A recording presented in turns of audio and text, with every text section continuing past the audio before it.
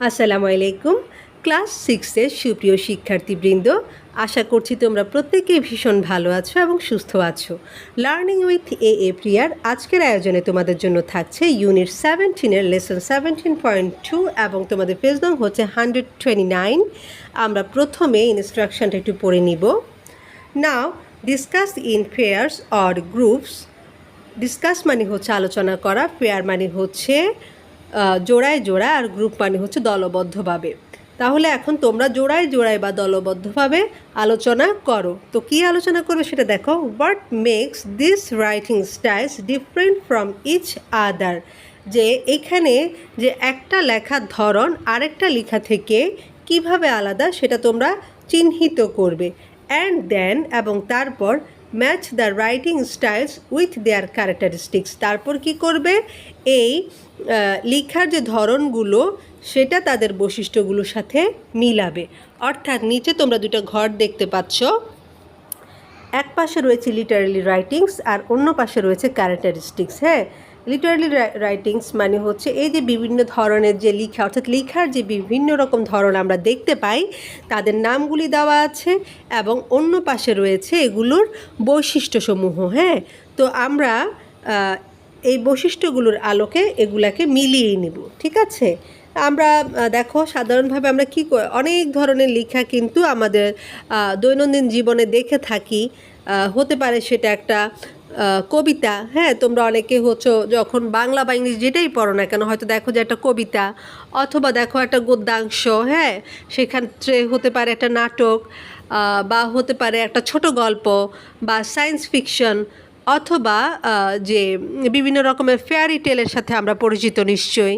তারপর হচ্ছে যে ঈশপের গল্প তোমরা অনেকেই ছোটোবেলায় নিশ্চয়ই পড়েছো বা এখনও অনেকে শুনে থাকো। হ্যাঁ, যেমন ধরো the Fox and the grave, তারপরে হচ্ছে দ্য হেয়ার অ্যান্ড দ্য টার্টয়েস, এরকম অনেক ধরনের ছোটো গল্প, ফেবল কিন্তু আমরা ছোটোবেলায় শুনেছি, তাই না? তো তোমরা যদি তোমাদের বাংলা বইটাও খেয়াল করো, সেখানেও কিন্তু দেখতে পাবে যে ওখানে একটা নাটক আছে, যে নাটকের নাম হচ্ছে সুখী মানুষ, অর্থাৎ মমতাজউদ্দিন আহমেদের একটা নাটক কিন্তু তোমরা পড়েছো তোমাদের বাংলা বইয়ে, সুখী মানুষ নামে। তো এই যে নাটক, এটা হচ্ছে লেখার একটা ধরন। তারপর ধরো তোমরা অনেকে হচ্ছে সিন্ডারেলা দেখো, বা হচ্ছে কি যেন রেফানজেল। হ্যাঁ, এরকম। তারপরে হচ্ছে ওই যে আরেকটা ইয়ে ছিল, আমার ঠিক মনে পড়ছে না, মানে বামনদের সাথে যে একটা মেয়ের গল্প ছিল। হ্যাঁ, এরকম অসংখ্য অসংখ্য ফেয়ারি টেল কিন্তু তোমরা শুনে থাকো। হ্যাঁ, তারপর হচ্ছে বিভিন্ন ধরনের সায়েন্স ফিকশনও আমরা পড়ে থাকি। তারপর হচ্ছে বিভিন্ন ধরনের ছোট গল্প কিন্তু আমরা নানান সময়ে পড়েছি, তাই না? ছোটোবেলা থেকে বিশেষ করে যাদের গল্পের বই পড়ার অভ্যাস রয়েছে তারা নানান ধরনের লেখার সাথে পরিচিত হয়েছে। তো ওই ধরনের লেখাগুলো কিন্তু আমাদের এখানে দিয়েছে। যেমন প্রথম যেটা দিয়েছে সেটা হচ্ছে শর্ট স্টোরি। শর্ট স্টোরি এর বাংলা অর্থ হচ্ছে ছোট গল্প। হ্যাঁ, তারপর রয়েছে হচ্ছে 2 নম্বরে হচ্ছে প্লে আর ড্রামা, অর্থাৎ যেটাকে আমরা বাংলায় বলি হচ্ছে নাটক। এরপর 3 নম্বরে রয়েছে পোয়েট্রি বা কবিতা। এরপর রয়েছে ফেবল। হ্যাঁ, এরপর রয়েছে হচ্ছে সায়েন্স ফিকশন।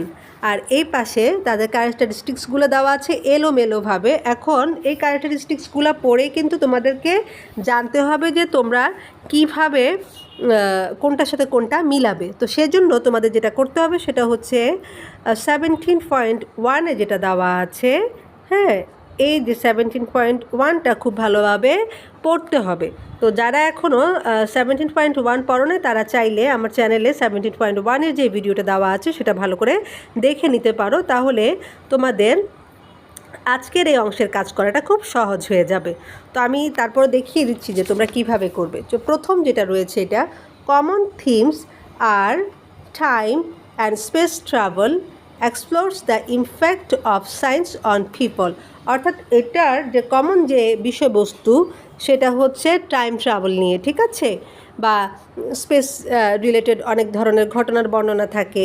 তারপর হচ্ছে মানুষের উপর বিজ্ঞানের যে প্রভাব, হ্যাঁ, ইমপ্যাক্ট মানে হচ্ছে প্রভাব, সেটার একটা বর্ণনা থাকে। হ্যাঁ, তো এটা আমরা কোথায় পাই? এই ধরনের যে লেখাগুলো, অর্থাৎ যেখানে যে লেখাটা হচ্ছে বিজ্ঞান রিলেটেড, যেখানে বিজ্ঞানের মানুষের উপর বিজ্ঞানের যে প্রভাব সেটা নিয়ে আলোচনা করা হয়, বিভিন্ন ধরনের স্পেস ট্রাভেলের ঘটনা নিয়ে আলোচনা করা হয়, লেখা হয়ে থাকে, সেটাকে আমরা বলে থাকি হচ্ছে সায়েন্স ফিকশন, যেটা হচ্ছে আমাদের 5 নম্বরে রয়েছে।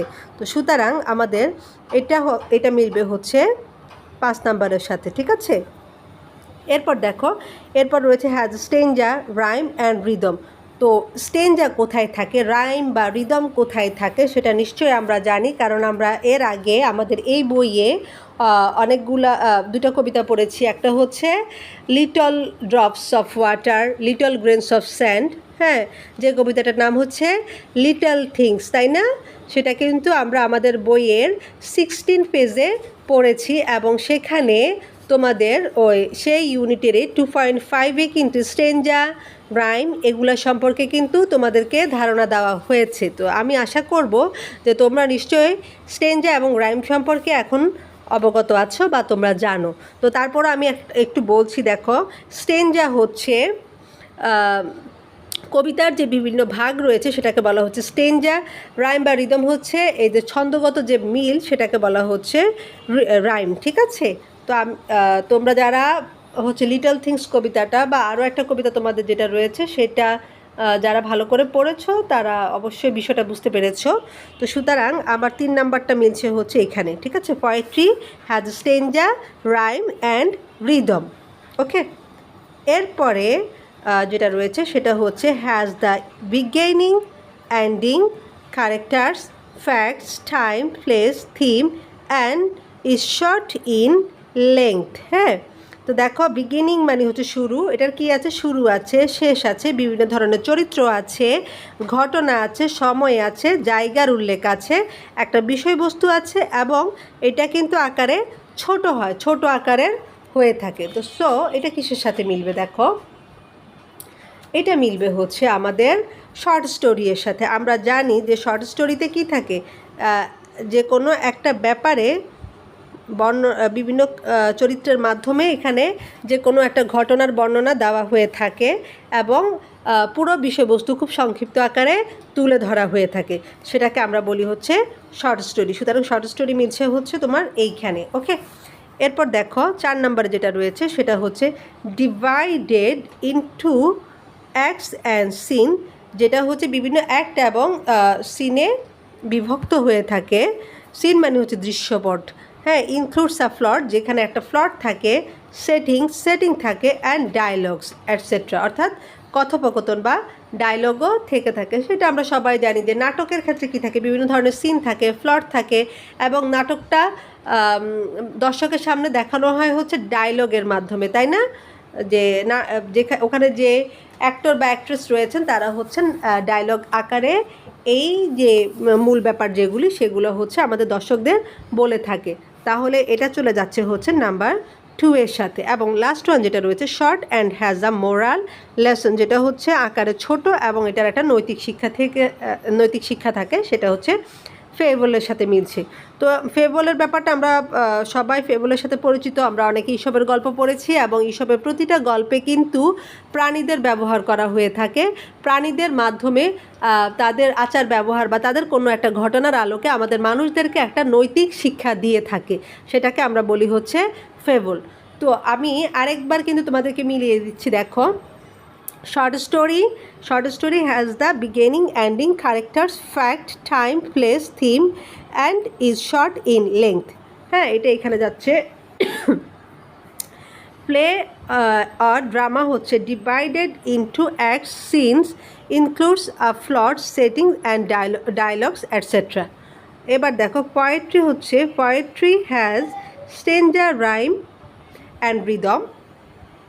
ওকে, আর রইল 2টা, সেটাও বলছি, কিন্তু তার আগে আরেকটা কথা তোমাদেরকে বলি, সেটা হচ্ছে তোমরা যারা আমার কাছে অনলাইন কোর্স করতে ইন্টারেস্টেড তারা কিন্তু চাইলে আমাকে কমেন্টে জানাতে পারো। আমি অনলাইন কোর্সের মাধ্যমে তোমাদেরকে পড়ানোর চেষ্টা করি।